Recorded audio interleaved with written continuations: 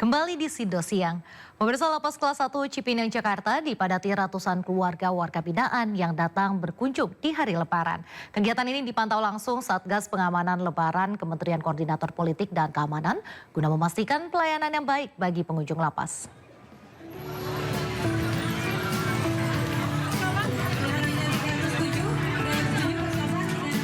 Lapas Kelas 1 Cipinang, Jakarta ramai dipadati ratusan keluarga warga binaan yang datang berkunjung pada hari kedua Lebaran pada Selasa siang. Mereka datang untuk berlebaran dengan keluarga yang menjalani masa tahanan di lapas ini. Kunjungan keluarga warga binaan ini langsung dipantau oleh Satgas Lebaran dari Kementerian Koordinator Politik dan Keamanan Republik Indonesia guna memastikan pelayanan berjalan baik.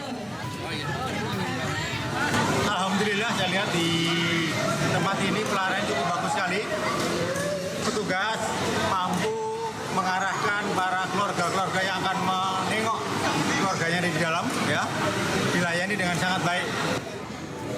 Prioritas keamanan LP Cipinang dikedepankan dalam kunjungan keluarga ini. Sementara pihak Lapas Kelas 1 Cipinang menyebut waktu kunjungan keluarga dibatasi sebanyak 30 menit.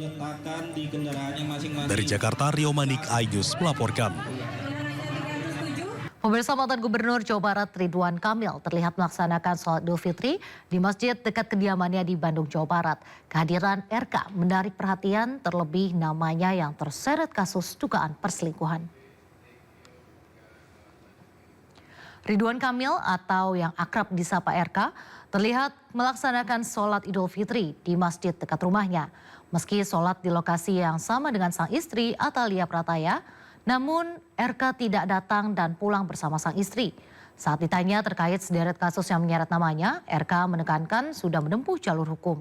Ia juga terlihat lebih banyak menunduk dan menghindari awak media. Sementara sang istri Atalia sempat meladeni awak media meski saat ditanya terkait kasus suaminya ia tak menjawab. Sebelumnya RK terseret isu dugaan perselingkuhan dan diduga memiliki anak bersama model majalah dewasa Lisa Mariana. Tanggapan terkait yang lagi ramai Pak, gimana Pak? Pakai ahli hukum kan, dan tim hukum aja. Makasih ya. Oh siap Pak, siap. Kasih kempunten kan. Memilih di sini Bu, sholat Idul Fitrinya? Karena kami tinggal rumah di sini. Oh, nggak milih di ini, di kabupaten, di rumah Ibu mertua? Oh Karena enggak? rumah kami di sini, kami berdomisili di sini. Jadi kami bersama dengan warga kan sudah terbiasa saling berinteraksi. Jadi rasanya ya lebih tepat untuk melaksanakan di sini. Oke siap.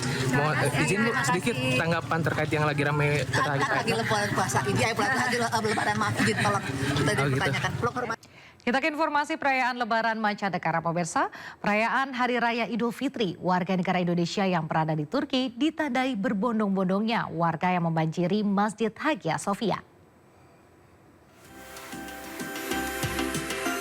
Ya, perayaan Hari Raya Idul Fitri di Istanbul, Turki ditandai berbondong-bondongnya warga membanjiri Masjid Hagia Sophia pasca pernyataan resmi pemerintah Turki yang mengumumkan Idul Fitri jatuh pada tanggal 30 Maret 2025. Para jemaah pun berduyun-duyun ke masjid bersejarah itu untuk menjalankan ibadah sholat Id. Umat Muslim Turki merayakan Idul Fitri pada hari pertama bulan Syawal, bulan ke-10 dalam kalender Islam yang menandai berakhirnya puasa Ramadan. Perayaan Idul Fitri di Turki berlangsung selama 3 hari berturut-turut.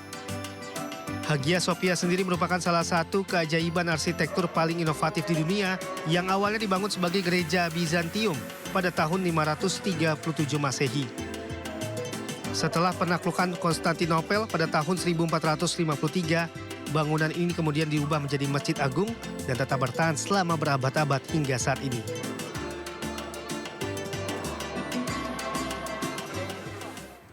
Warga negara Indonesia yang berada di Riyadh, Arab Saudi juga merayakan Lebaran di Kedutaan Besar Republik Indonesia.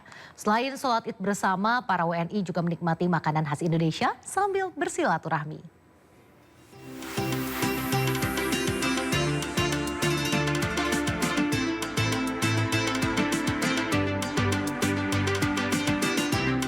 Ratusan warga negara Indonesia di Riyadh, Arab Saudi mengikuti salat Idul Fitri di Kedutaan Besar Republik Indonesia pada Minggu pagi waktu setempat.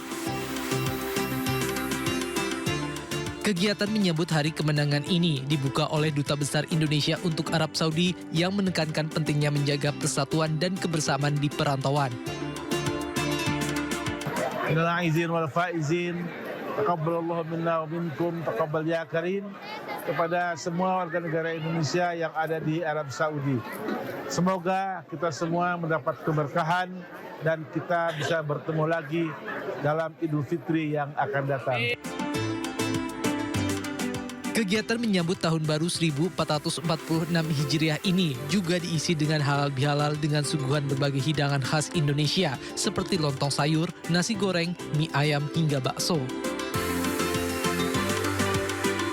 Ini saya lebaran ke-8 seringnya di KBRI karena lebih homey, lebih kerasa.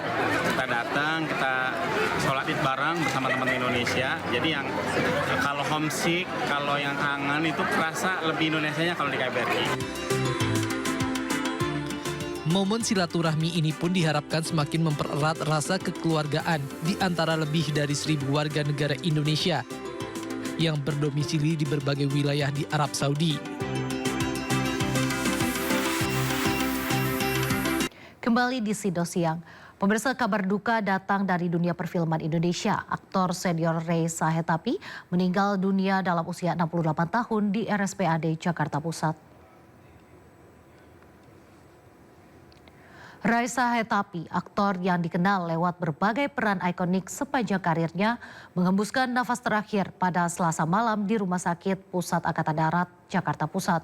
Rencananya almarhum akan dimakamkan pada hari Jumat mendatang menunggu kepulangan salah satu anaknya dari Amerika Serikat. Kondisi kesehatan Ray memang sempat menjadi sorotan publik pada 2023 lalu. Saat itu salah satu putra almarhum yakni Rama Putra Sahetapi mengungkapkan ayahnya mengalami serangan stroke dan harus istirahat total. Reza Hetapi dikenal sebagai aktor yang berdedikasi dan mencintai Nusantara. Sementara maksud kami semasa hidupnya, Reza Hetapi sempat berpesan agar dimakamkan di makam keluarga di kampung halamannya di Donggala, Sulawesi Tengah.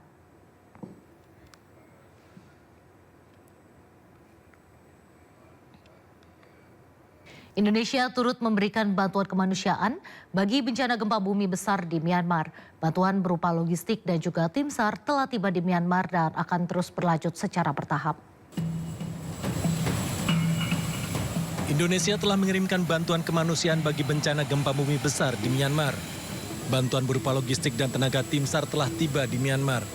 Pengiriman bantuan dilakukan bertahap mulai tanggal 31 Maret lalu dan akan dilanjutkan hingga 3 April mendatang.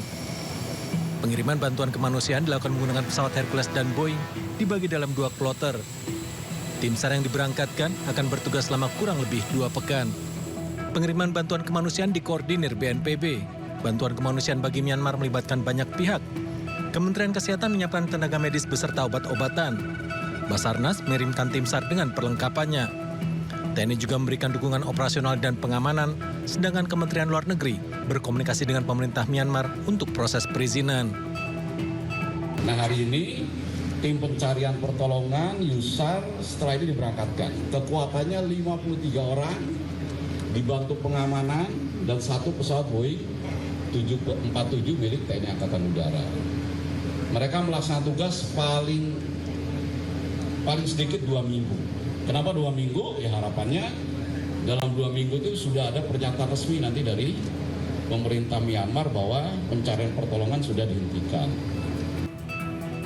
Pada 28 Maret lalu, Myanmar diguncang gempa bumi dahsyat dengan magnitudo 7,7 MMI. Gempa menelan 1.700 korban jiwa, 3.400 korban luka, dan lebih dari 300 orang masih dinyatakan hilang. Tim Liputan melaporkan.